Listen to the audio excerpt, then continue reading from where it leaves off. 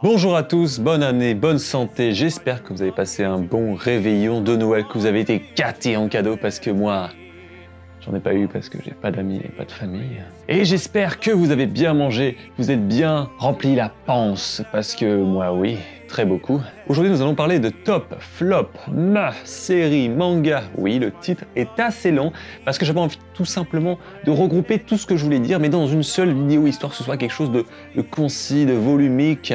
Peut-être la vidéo va durer 1 heure, je ne sais pas, mais au moins je dis tout ce que j'ai envie de dire. Et c'est ma vidéo, donc je fais une vidéo d'1 heure si j'ai envie, tu ne me dis rien. On va partir sur quelque chose d'assez différent des années précédentes. 2018, j'en avais pas fait, puisque j'avais eu la flemme et j'en avais marre. Et des films que je descends en fait. Le flop, j'en ai marre de critiquer les films juste pour les critiquer et les descendre et dire ah, c'est de la merde, c'est de la merde, pas voir. Donc ce que je fais, c'est que les films que j'ai aimés, je vais les développer. Donc le top, genre je vais bien développer, dire ce que je pense, etc. Et le flop, je vais vraiment essayer de survoler et de donner juste quelques trucs. Et après le c'est pour expliquer, c'est un peu le film, je ne sais pas le mettre entre le top ou le flop, c'est entre les deux en fait. J'ai aimé, mais d'un côté, non. Donc voilà, c'est pour un entre-deux. Et après, je vous parlerai aussi des séries que j'ai vues au cours de l'année, des séries qui vont arriver, si je suis intéressé ou pas, et aussi des animés que je regarde, animés adaptation de manga, tout simplement. Parce que j'ai commencé pas mal de mangas cette année, il y en a d'autres que j'ai laissé tomber, etc. Donc voilà, on est parti? On est parti. En 10e place, Zombieland. Je m'attendais à une suite sans intérêt, avec des personnages qui n'ont aucun enjeu, où on va se faire chier. Je me suis dit, ouais, les suites comme ça de films qui sont sortis il y a longtemps, eh ben ça marche plus, les gens ils vont s'ennuyer, ça va plus être intéressant, on va s'en foutre des personnages, de l'histoire, etc. Ça va faire un petit peu comme les Indestructibles 2. Moi, les Indestructibles 2 m'avaient beaucoup déçu. Parce que ça se passait juste après, et du coup, c'était un peu ennuyeux, quoi. Alors que là, on a le bon dans le temps de Zombieland 2, on retrouve les personnages, du coup, ils se sont posés, l'autre, elle a grandi, évidemment, parce qu'il s'est écoulé 10 ans, je crois, entre les deux films, si je dis pas de bêtises. Incroyablement surpris, le film, j'ai été pris, de par l'histoire, les enjeux des nouveaux personnages, on a eu plein de nouveaux personnages, j'ai trouvé ça hyper intéressant, hyper captivant. Moi, je me suis pas ennuyé du film, et ça m'a extrêmement, agréablement surpris de voir un film, une suite comme ça, et ça m'a plu autant à ce point, quoi. Même les nouveaux personnages sont hyper intéressants, ça crée des histoires d'amour entre plein de personnages, des retournements de situation, etc. Avec des nouveaux zombies, du coup. Avec les zombies qui sont en référence à des films, on a le ninja, on a le T-800... Enfin, pas mal. Et même au niveau des blagues, par exemple, ils ont fait une blague sur le Uber. Ils disaient oui, parce que du coup, le Uber est né dans les 10 dernières années, là. Donc quand le premier film était sorti, ça n'existait pas. Mais là, Uber est sorti, et du coup, à un moment, ils en parlent dans la voiture. Ils disent non, mais ça marchera jamais. Qui va rentrer dans la voiture d'inconnu? Et j'ai trouvé ça une blague anecdotique dans le film, mais qui fonctionne très très bien dans le film, quoi. Et j'ai trouvé ça très drôle. Numéro 9, Godzilla 2, The King of Monsters. Le premier Godzilla était assez bizarre parce que on voyait très peu Godzilla, mais on se faisait un peu chier dans le film, on voyait pas grand chose. Ça moulinait des fesses, ça allait pas vite, au niveau du rythme, c'était lent, on se faisait chier. Et là, le 2 nous donne exactement ce que le 1 ne nous avait pas donné, c'est-à-dire des bastons titanesques, des explosions en veux-tu en voilà, des gros monstres. Ce film est un gros film de kaiju. Voilà. C'est simple. Si vous avez aimé Pacific Rim, vous allez aimer Godzilla King of the Monsters. Et j'ai passé un très bon moment devant le film, même s'il y a quelques petites incohérences par-ci par-là. Le film dans l'ensemble, c'est plus un film qui se regarde un petit peu à la Mad Max Fury Road, quoi. C'est plus genre pour les effets spéciaux, les cascades, les visuels. Enfin voilà quoi, moi je me remate souvent les scènes de baston de Godzilla parce que c'est juste kiffant, quoi. Et le cinéma à grand spectacle comme ça, c'est fait pour ça et ça donne exactement ce qu'on a envie de voir. Donc pas mal kiffant. Et si vous voulez voir mon après-séance qui dure une bonne vingtaine de minutes, il est en description. Numéro 8, Once Upon a Time in Hollywood, le film le plus personnel de Quentin Tarantino. notre petit Quentin. Parce que Quentin, en fait, pourquoi je l'appelle Quentin, moi? Tarantino, il adore les films des années 70. Il adore. Il adore le style et l'Hollywood des années 70 parce que c'était le nouvel Hollywood et il a voulu rendre un hommage à ce cinéma qu'il aime et à cet Hollywood qu'il aime. Et du coup, ça va pas plaire à tout le monde parce que c'est un film très personnel. Même s'il y a des plans bizarres, et il y a toujours les plans pieds évidemment. Je vais pas trop en dire parce que j'ai fait un après-séance et je vous mets le lien en description évidemment comme tous les après-séances que je vous lis, hein, sur les films que j'ai fait bien évidemment. C'est un film de contemplation de Hollywood, tout simplement. En 7e position, Us, qui m'a incroyablement surpris. C'est un peu un mix entre un film d'horreur et un film psychologique. En fait, le film, il m'a retourné il te retourne le cerveau à la fin, de par le climax à la fin, qui est waouh, impressionnant. Mais vraiment, tout le film, en fait, tu sais pas trop à quoi t'attendre. C'est tellement spécial hein, que c'est un peu comme Get Out. Get Out, j'avais un peu moins aimé parce que j'ai trouvé ça très chelou. Mais au final, là, Us, qui est du même réalisateur du coup, m'a aussi retourné le cerveau, mais c'est un aspect assez chelou, mais hyper intéressant parce que t'as trop envie de savoir. Mais c'est quoi le truc? Qu'est-ce qu'il y a? C'est quoi? C'est d'où ça vient? C'est qui? Pourquoi? Comment?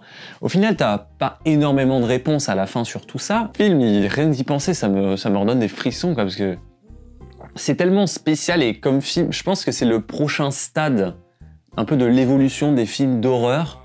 Parce que c'est pas vraiment un film d'horreur, c'est plus un film de psychologie horreur. Enfin, c'est compliqué à décrire, mais si vous l'avez vu et si vous avez aimé, vous comprenez ce que je dis. Et si vous ne l'avez pas vu et vous en avez un peu marre des films d'horreur bateau ou banal qu'on voit tout le temps, eh bien vous avez Us qui est assez cool. Et si vous avez aimé Us, regardez aussi Get Out, vous allez sûrement aimer.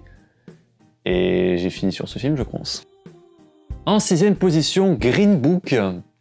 Green Book avec un acteur que j'adore, Viggo Mortensen, alias Aragorn dans Le Seigneur des Anneaux, alias aussi le père dans le film La Route que je vous conseille de voir aussi. Quand tu sors de la séance de Green Book, t'as la banane, t'es joyeux, t'es content et le film il te passe un très beau message en fait. Le film c'est ça, c'est un beau message sur, ça parle de racisme, ça parle aussi d'homophobie. Bon, je vais plus recontextualiser un peu le truc. En fait, Green Book, c'est un livre qui permet en fait d'avoir tous les restaurants, les hôtels où toi en tant que noir, tu peux aller aux États-Unis dans le sud parce que le sud des États-Unis c'est l'endroit le plus raciste des États-Unis. Et Green Book, c'est l'endroit où tu peux dormir et tu risques pas de te faire emmerder et casser la gueule. Voilà. Et on y suit du coup un Viggo Mortensen, un Italien. Viggo Mortensen n'est pas du tout italien, mais il fait super bien l'italien, qui va du coup être chauffeur pour des États-Unis, une petite tournée dans le sud pour donner des concerts et on va suivre en fait. Au départ, Viggo Mortensen, il est assez extravagant, il est plutôt brut de pomme un peu. Shala Ali, lui, le pianiste, lui, il est beaucoup plus posé, beaucoup plus respectueux envers les gens, même s'il se fait énormément persécuter dans le film. Et on va avoir du coup l'évolution de ces deux personnages qui vont lier une amitié, une très belle amitié. Le film, tu ressors de là, t'es tellement joyeux, t'es tellement content, ça donne la banane. Ce film, il te donne de l'espoir en fait. Et j'ai trouvé ça très très beau comme film. Et je vous conseille de voir si vous ne l'avez pas vu d'ailleurs. Il a remporté Oscar du meilleur premier rôle, je crois, pour Viggo Mortensen. Bon, de toute façon, c'est écrit sur l'affiche, donc pas la peine de vous le dire. On passe à la suite. En 5e position, The Dead Don't Die de Joe Jarmusch. Alors, c'est un film complètement loufoque. C'est un peu un film un peu comédie des années 70, 80, qui est assez drôle et loufoque avec des super acteurs. Il y a Bill Murray, il y a Adam Driver, il y a Tilda Swinton, il y a Iggy Pop qui joue un zombie et qui est tellement drôle. C'est le film, punaise. En fait, c'est complètement loufoque. T'as des histoires des zombies, ça se mélange ensuite avec des extraterrestres. C'est what the fuck. Il y a Selena Gomez aussi. C'est what the fuck. Il y a des brisages de quatrième mur. C'est quand un personnage, il parle au spectateur. Voilà, c'est ils sont conscients qu'ils sont dans un film à certains moments. Et c'est super drôle. Et t'as des réactions complètement dithyrambiques. On utilise des vieux mots parce que c'est super drôle. Le film, merci d'ailleurs Margot de m'avoir invité à cette séance. C'était retransmis en direct au Festival de Cannes et j'ai parlé de The Dead Don't Die dans un chrono séance et je vous mettrai le lien en description. Et du coup voilà, encore merci Margot de m'avoir fait découvrir ce film. En 4e position, je suis allé le voir il y a 2 semaines, ça s'appelle À couteau tiré et c'est de Rian Johnson, celui qui nous a fait Star Wars 8. Alors vous enlevez Star Wars, vous dégagez Star Wars, vous oubliez Star Wars et vous vous concentrez juste sur le film qui est un film de Cluedo. Film de Cluedo qui revient assez à la mode. Donc, pour ceux qui ne connaissent pas le jeu Cluedo, c'est une enquête en fait. Tu as plusieurs personnages et tu dois découvrir qui a tué telle personne. Pour avoir un exemple un peu plus concret, vous avez Le Crime de l'Orient Express d'Agatha Christie qui a été fait par... le film a été réalisé par Kenneth Branagh et Kenneth Branagh joue Hercule Poirot. C'est dans le même style. Tu as voilà plusieurs protagonistes, donc c'est un mec qui a fait des bouquins et des histoires, qui est devenu hyper riche et qui a une super baraque. D'ailleurs, cette baraque existe vraiment. Ou Daniel Craig, qui s'appelle Arthur Blanc, je crois, qui est en fait un détective privé et qui va enquêter du coup sur la mort du riche propriétaire et on va suivre en fait que toute sa famille c'est des gens complètement mais détestables. C'est vraiment les gens riches, des gens riches mais ils sont devenus riches grâce à leurs parents. Ils sont tous un peu imbus de lui-même. Enfin, il y a des histoires entre les personnages et Chris Evans. J'ai adoré. J'ai adoré le voir autre chose que Captain America ou dans des comédies romantiques. J'ai adoré le voir et le film vraiment super bien foutu de par l'histoire et même j'ai réussi à choper des détails et même j'ai vu sentir des trucs venir dans le film comme j'en ai vu pas du tout. La fin, je m'y attendais qu'à moitié. Mais bon, on n'est pas ici pour spoiler. Donc À couteau tiré qui est un très bon film qui a à voir de par l'histoire de retournement de situation, de par l'intrigue et tout. J'ai adoré. À un moment, on croit que c'est fini. En fait, c'est pas fini. J'ai adoré. Vous voyez À couteau tiré, qui est super bien foutu, de par aussi les décors de la maison, qui est magnifique. Et il faut vraiment choper chaque détail que vous entendez, que vous voyez. Il faut tout choper, tout retenir pour ensuite suivre le fil de l'histoire et même vous pouvez deviner si vous arrivez à passer à travers les mailles. Hein. Je me perds dans ce que je voulais dire, mais, mais vous voyez ce que je veux dire. Quoi. Tu suis très bien, si tu arrives à suivre le film et à retenir même les moindres petits détails, et ben tu arriveras à deviner certaines... J'arrive plus à parler. Certains dénouements de l'histoire. Voilà, je vais réussir à le dire et on passe à la suite. En 3e position, je pense que vous n'allez pas vous étonner, Parasite. Parasite de... je sais plus dire son nom, réalisateur. Mais ce réalisateur fait tout le temps de bons films, apparemment. Hein, c'est un petit peu un Guillermo del Toro, il fait que des bons films tout le temps. Un film du coup sur une famille de pauvres qui vont s'incruster chez les riches les uns à la suite des autres pour être embauchés et faire un boulot chacun à leur tour. Ils vont tous du coup bosser pour la famille. Et au final, au bout d'un moment, ça va se savoir. Et le film, c'est une très bonne comédie. Alors on va dire ça, c'est une comédie qui finit un peu en horreur. Hein. Mais le film du coup traite de la différence entre les riches et les pauvres et comment ils sont représentés. Évidemment, les pauvres, tu as de l'empathie pour eux, et les riches, mais ils sont détestables, mais on adore les détester, voilà. Et tellement drôle, tellement amusant, et t'as tellement envie de savoir comment ça va finir, comment ça va se passer, comment ils vont faire pour pas se faire griller, etc. Super drôle, même si la fin est extrêmement sanglante. Tout le film est intéressant et il parle de sujets du coup importants. Et j'ai passé un super moment devant le film. Je l'ai vu en VO. Et faut savoir que le film, il a été doublé en français, mais que quelques semaines plus tard, du coup, il est ressorti au cinéma en VF. Du coup, je suis allé voir en VF. Et la VF était très bonne. et ils ont pris leur temps pour faire la VF du coup parce que le film a eu un succès tel qu'ils n'ont pas pensé à faire la VF. Ils se sont dit, ah merde, faut qu'on fasse la VF vu que le film il a tellement bien marché. Ils ont eu raison parce que du coup le film est ressorti une seconde fois et ça a pu permettre à d'autres gens d'aller le voir. Et j'ai adoré ce film qui est d'ailleurs en troisième position. En deuxième position qui est La Belle Époque, j'ai pleuré à la fin du film. Oui, moi pleurer devant un film, c'est très rare. J'ai pleuré que 3 fois devant un film. La Belle Époque, qui est un film français. Histoire de Daniel Auteuil, qui incarne un vieux complètement déconnecté de toute cette informatique et de toute cette technologie qu'il ne comprend pas, parce que lui de base il est dessinateur de bande dessinée. Et il va rencontrer le pote de son fils qui organise en fait des événements. Et en fait les événements c'est tu payes pour pouvoir être dans un décor dans une époque avec des figurants etc. Et tu peux incarner le personnage que tu as envie. Par exemple à un moment il se balade dans le décor et tu croises un mec qui est en train de dîner avec Hitler. Et c'est un film dans un film, sauf que tu vois tu vois et tu sais que tu es dans un décor. Et même de part, à un moment, t'as Daniel Auteuil qui se balade du coup qui est dans un restaurant. Et du coup, le restaurant, c'est le film dans le film. Et il lève la tête et là, tu peux voir qu'en fait, il n'y a pas de plafond. Et en fait, que les murs, ils s'arrêtent et que t'as des lumières qui sont projetées pour donner de la lumière dans la pièce. Et j'ai trouvé ça tellement intéressant de voir du coup, c'est un film dans le film. L'histoire est super touchante. C'est un film qui m'a beaucoup touché. Les acteurs, ils sont tous bons. Moi, voilà, j'ai pleuré à la scène pour ceux qui ont vu le film, j'ai pleuré à la scène où t'as Daniel Auteuil du coup qui est avec sa vraie femme et où ils refont leur rencontre quand ils étaient jeunes, quand ils avaient la vingtaine.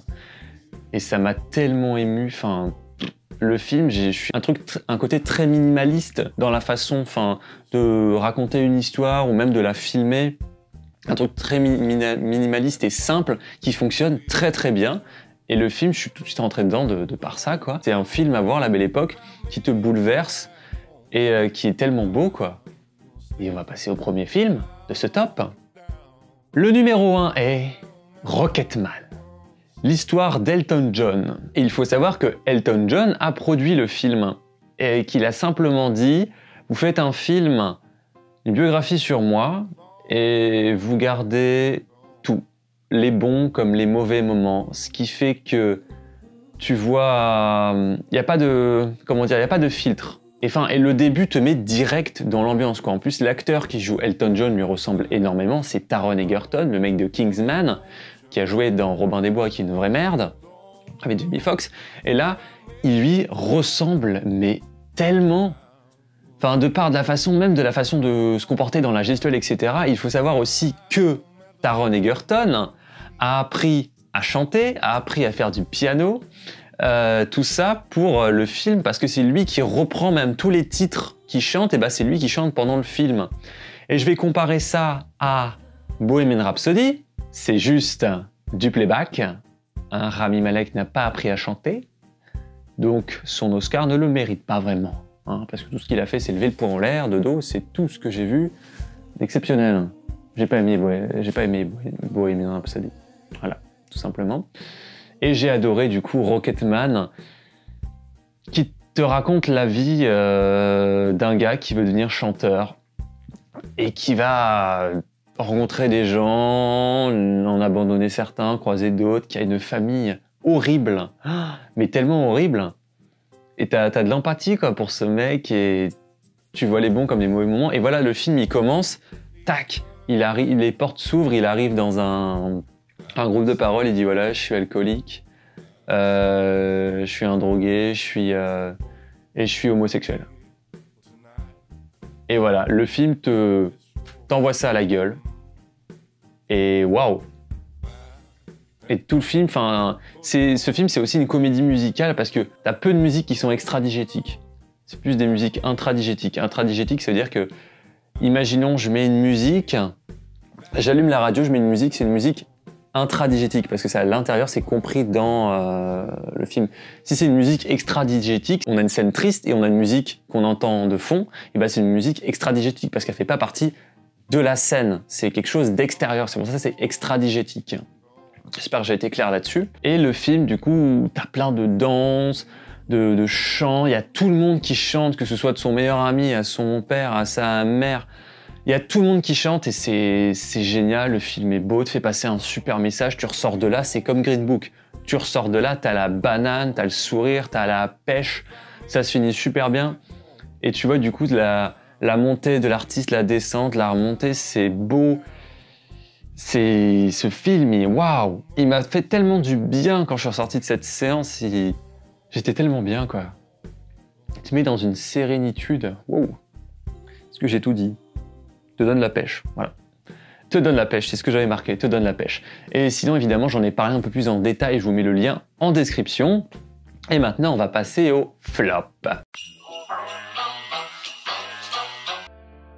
En 10e position, Hellboy. Tout ce que j'aurais à dire de Hellboy, c'est regardez, on dit des gros mots, il est cool le film. 9e position, The Hate You Give, en abrégé ça fait TUG, qui est un film qui défend une cause, mais qui la défend extrêmement mal. C'est un peu genre un film raciste envers les Blancs. Parce que tous les Blancs sont des racistes dans ce film, apparemment. De son mec, qu'il aime. Mais c'est le seul, c'est le seul, c'est le seul. Mais sinon, tous les autres Blancs sont racistes, et voilà. Numéro 8, Alita Battle Angel. Au départ, quand je l'ai vu, j'ai trouvé ça cool. Après, j'ai fait un après-séance dessus, mais il y a trop de trucs dans ce film. En fait, c'est une overdose d'histoires, de situations, de MacGuffin, de trucs. C'est trop... Au bout d'un moment, t'es complètement perdu. Et là, la fin du film te tease une suite, mais... pas envie, quoi. Clairement pas envie. Numéro 7, Captain Marvel, qui est oubliable as fuck, tellement oubliable. L'héroïne, elle a aucune expression du visage pendant tout le film, elle est. Je suis badass et je suis une femme. T'as énormément de messages pro-féministes dans le film, mais c'est pas le fait, c'est pas à cause de ça que j'ai détesté le film, hein. Tout de suite, hein, ne m'embrouillez pas pour ça. Hein. Le film, j'ai pas aimé parce que je me suis fait chier, c'est inintéressant, elle est badass as fuck. Et du coup, bah... voilà quoi, elle donne en un coup, c'est One Punch Man. C'est One Punch Man. En fait, le personnage, c'est en un coup, elle t'envoie valdinguer tout le monde et voilà, c'est trop facile. En 6e position, Shazam, qui est un film extrêmement inoubliable. J'en ai parlé dans mon chrono-séance, je vous mets le lien en description et on passe au next. 5e position, Terminator Dark Fate, avec aussi le syndrome du féminisme. Comment dire, bah, le film n'est pas aidé de par Schwarzenegger qui a vieilli et qui a du mal. Par contre, j'ai adoré revoir Sarah Connor par Linda Hamilton. J'ai adoré. La scène du tout début où ils sont rajeunis, génial, super bien foutu. Rien à dire là-dessus. Mais ils auraient pu partir sur quelque chose de plus intéressant, quoi. Enfin, à un moment, c'est comme t'es dans la voiture, dans la course-poursuite qui est super bien foutue. Ils sont en voiture et t'as le frère de l'héroïne qui dit du coup à la nana « Ouais, va plus vite, va plus vite, pas plus vite ». Et à un moment, t'as la nana qui conduit qui le regarde en mode « Je suis une femme ». Enfin, elle le regarde, mais elle lui dit rien, mais tu sens dans son regard, tu dis « Ouais, tais-toi, tais-toi, je suis une femme, je conduis, je sais ce que je fais ». Enfin, t'as plein de messages subliminaux comme ça, et c'est chiant, c'est bon, on a compris que vous voulez froisser personne dans le film. C'est pas de la merde, c'est mieux que Dark Fate, mais c'est en dessous de Renaissance. Donc voilà, c'est dit et on passe à la suite. 4e position, X-Men Dark Phoenix. Comment dire, les nouveaux X-Men, j'ai décroché. Après le Days of Future Past, j'ai complètement décroché parce qu'ils te foutaient des nouveaux personnages, mais version jeune, ou t'en as d'autres qui changeaient. Enfin, ça cassait complètement le bordel dans la timeline des X-Men parce qu'il y avait des trucs qui n'avaient pas de sens. des trucs qui s'étaient passés, qui n'étaient pas censés se passer, des personnages qui se rencontraient, qui se rencontraient pas dans les suites et en fait qui dans les premiers films. C'est un bordel sans nom et enfin t'as des personnages qui meurent, tu t'en fous. Il est oubliable ce film. Et même la fin qui a été modifiée par Disney. Des fins, enfin, tu te fais chier pendant tout le film, c'est chiant. Et je commence à avoir mal au cul parce que la table, elle est pas confortable. Un petit coussin, voilà. Ouf. Ah là, je suis mieux. Ah, c'est confortable. Où j'en étais, moi? Oui, X-Men Dark Phoenix, qui est du coup oubliable, la nouvelle saga inintéressante. Numéro 3, Le Roi Lion. Eh oui, qui est un flop parce qu'il y a tellement d'incohérences, de trucs qui vont pas. Et ce n'est pas un action live. Un action live, c'est avec des gens en vrai. Pas que des effets spéciaux. Et je vais vous apprendre un truc, il y a un seul plan où c'est vraiment... il n'y a pas de trucage, c'est pas des effets spéciaux. Le tout premier plan, le lever de soleil dans la savane, c'est le seul plan qui n'est pas un effet spécial du film. Sinon, tout le reste, que des effets spéciaux. T'as pas un seul décor naturel. Et bref, j'en ai fait un après-séance, je vous mets le lien en description si vous voulez regarder. On passe au suivant. Numéro 2, John Wick, Parabellum. Parabellum, qui veut la paix, prépare la guerre. C'est du latin. Et bah, je me suis fait chier. Le 1 était vraiment cool, le 2 sympa, mais là le 3...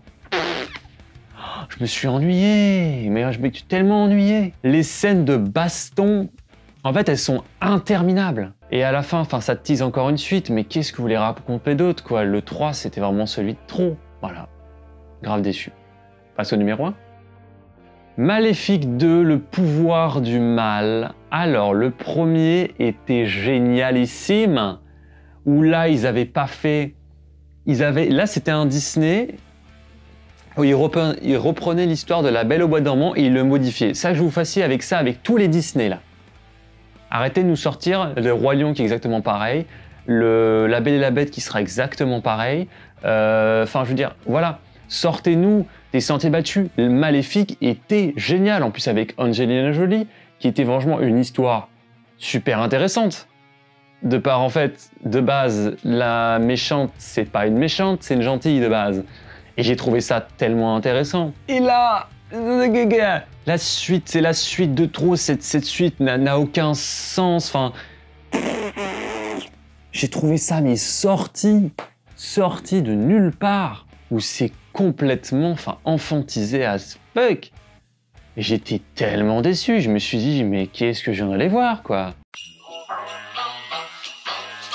Alors, dans les on va commencer avec le 6e, qui est Six Underground. Et oui, j'ai fait totalement exprès. Six Underground, qui est un film disponible sur Netflix, réalisé par Michael Bay avec Ryan Reynolds et Mélanie Laurent et James Franco. Et après, les autres, on les connaît pas. Inconnus au bataillon.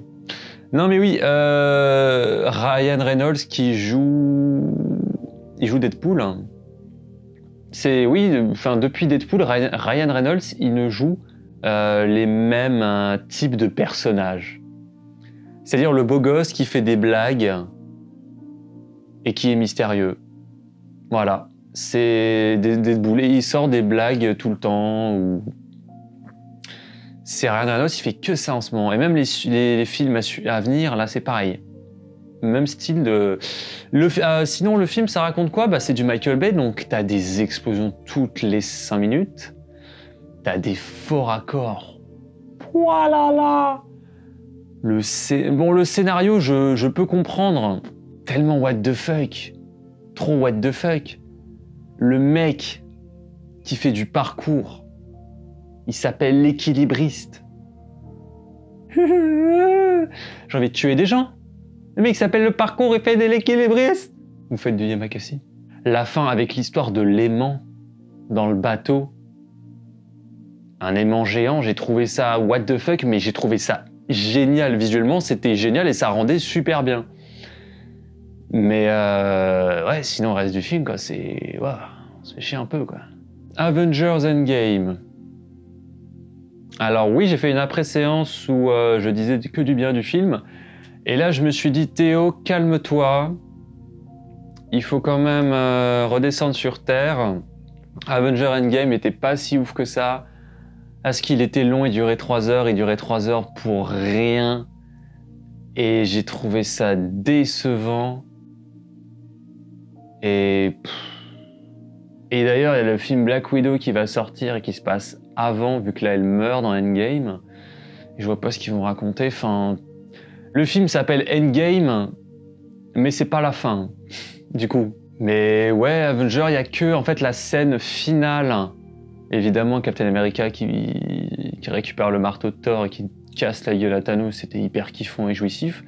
Et la baston de fin avec tout le monde, même si c'était un peu le bordel. Mais sinon, ouais. Escape Room, qui avait une idée hyper intéressante et au niveau du scénar et ce qu'on voit à l'image qui fonctionne super bien. Aller de salle en salle, c'est un escape game géant, quoi. Et d'ailleurs, j'en ai fait des escape games. Enfin, j'en ai fait un seul, le plus flippant de Paris, qui est vraiment sympa et cool. Hein, je vous conseille de le faire. Âme sensible, ne pas y aller. Et oui, c'était bien le film, mais la fin tellement décevante. La fin, on dirait, ils ont piqué le scénar de American Nightmare. T'as les riches qui s'amusent en voyant les pauvres qui se battent pour survivre. Et voilà, ennuyeux, ennuyeux. Et si on passait aux séries, aux animés? Alors, bon là, rassurez-vous, on arrive en fin de vidéo parce que là, on arrive vers la fin. Alors, Is Dark Materials à la croisée des mondes. Je n'ai pas encore commencé malheureusement et il faut que je la commence. Et d'ailleurs, la saison 2, ils ont fini de la tourner alors que la saison 1, ils ont même pas fini de la diffuser. Donc pour vous dire qu'ils sont quand même très très chauds. C'est avec la petite fille qui joue X23, donc Logan, qui joue la petite fille, et dedans t'as pas mal d'acteurs qui sont assez connus. Hein. Il y a Jess McAvoy. Et je regarderai cette série et elle me donne très envie parce que le film était sympa, mais ils n'allaient pas au bout des choses et ils auraient dû faire plusieurs films. Ils voulaient faire une trilogie, mais ils ont trop rushé le film, je pense. Et c'était dommage parce que le film avait un côté très sombre, très intéressant. Et là, je veux voir cette série qu'il faut que je regarde. Ensuite, Watchmen. Je n'ai pas fini. Je n'ai pas fini encore. Mais la série est très sympa. Très très sympa. Le film est ouf. Le film est à voir. Watchmen les Gardiens de Zack Snyder. Génialissime. L'histoire et tout, c'est limite un film parfait, quoi. Avec l'histoire des super-héros dans une société où ils sont inclus et acceptés. Génial. Et là, la série, sympa. Sympa sans plus. Voilà. Sinon, on a The Mandalorians, qui est aussi sympatoche. Voilà. Avec tous les mèmes de bébé Yoda qu'on a pu voir sur Internet, je pense que vous êtes au courant. Voilà. Mais sinon, la série est cool. Est cool. Même s'il y a énormément de clins d'œil aux fans, mais vraiment, juste des plans où t'as juste un truc où on te fait un clin d'œil, genre juste pour dire « Hey, regarde, c'est des Star Wars !» Et sinon, la série est sympa. Ensuite, The Witcher, qu'il faut que je regarde. Et j'ai pas Netflix. Du coup, il va falloir que je trouve ça en streaming. Alors, Game of Thrones, j'étais grave déçu. La fin, en fait, toute la série s'était basée sur le suspense. C'était le mot d'ordre du suspense. Rush. C'est ça, ils ont rushé la fin et tu comprends pas pourquoi. Grave déçu. Doom Patrol. Bof, oubliable. Même s'il y a un acteur l'acteur principal qui joue le robot que j'adore, oubliable. Franchement, c'est très très moyen, quoi. Décevant. Marianne. Une série Netflix française. Et la série est en 60 fps au lieu d'être en 30 fps. Et fps, c'est les images par seconde. Sinon, après, il y a Altered Carbon, une saison 2 qui arrive l'année prochaine. Qu'est-ce qu'on pourra raconter? Après, Sex Education, il y a une saison 2 qui arrive l'année prochaine. Les saisons 1 étaient plutôt sympas. Voilà, sans plus, sympathiques. Et je ne pense que la deuxième saison, je ne regarderai pas. Parce que je vois pas ce qu'ils peuvent raconter. L'Attaque des Titans. J'ai complètement décroché. J'arrive plus à suivre, c'est trop long. Blade Runner Black Lotus, c'est une série qui va arriver l'année prochaine. Je ne sais pas si c'est en action live ou si c'est en 3D, en image, en dessin animé ou quoi, je ne sais pas du tout. Mais ça arrive. Lord of the Ring, le Seigneur des Anneaux en version série de Amazon Prime. J'ai peur, j'ai très très peur. Le Transperce-Neige, déjà le film du même réalisateur qui a fait Parasite était génial avec mon bébé Chris Evans. Et faire une série, quand tu vois le nombre de dislikes sur la bande-annonce, ça annonce la couleur que voilà, les gens ils en veulent pas. Le truc de la bande-annonce, c'est exactement pareil, mais exactement pareil que le film quand tu regardes la bande-annonce. Donc c'est vraiment, vous donnez pas envie de voir le truc, si ça ressemble exactement au film, ça sert à rien. Les Chroniques de Narnia, oui, Narnia, les 3 films, où le premier était bien, le 2 ouais, le 3 oulala, et ben ils vont faire une série Narnia.